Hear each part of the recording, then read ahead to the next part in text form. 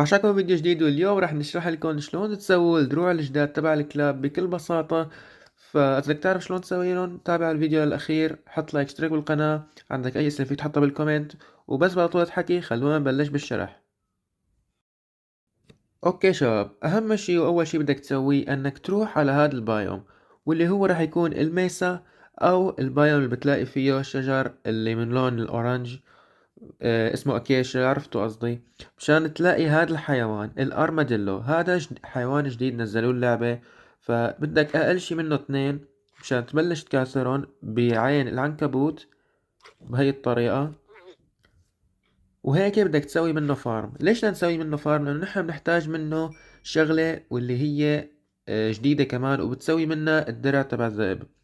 طبعا بعد ما تكاثرهم ويصير عندك كمية 6 منهم، شو بدك تسوي بعدين؟ بدك تاخد البرش، تروح لعندهم، تسوي هيك، وهن رح يزتولك هيدي الشغلة اللي اسمها ارماديلو سكيوت.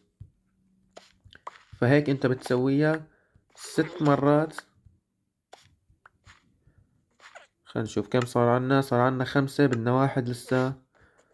فهلأ بعد ما سويت الفارم كاثرتهم وبالبرش اخدت منهم السكيوت، فبدك تروح عند كرافتنج تيبل، تاخد السكيوت تبعك وبتحطه بهذا الشكل، 3 على جهة، بالنص كمان، وواحدة لتحت. وبهي الطريقة رح ينصنع عندك الدرع تبع الذئب اللي ضافوه بالتحديث الجديد.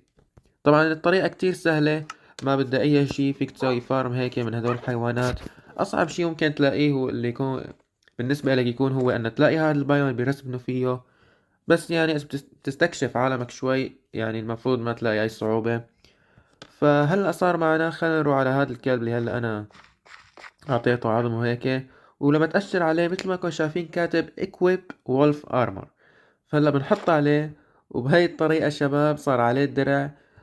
فطبعا هذا الدرع شو بيسوي؟ هذا بيضيف 5.5 قلوب للكلب تبعك، فهذا رح يخليه انه يعيش اكتر، حتى لو عم تتقاتل مع وحوش او صار له اي شي وقع باللافا.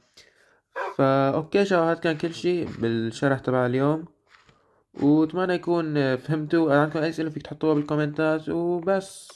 اوكي شباب، اتمنى يكون عجبكم فيديو اليوم. كان بسيط وسريع هيك، بس لانه التحديث الجديد عم ننزل فيديوهات كتار ونشرح لكم عن كل هاي الشغلات الجديدة اللي يمكن اغلبكم ما بيعرف عنها.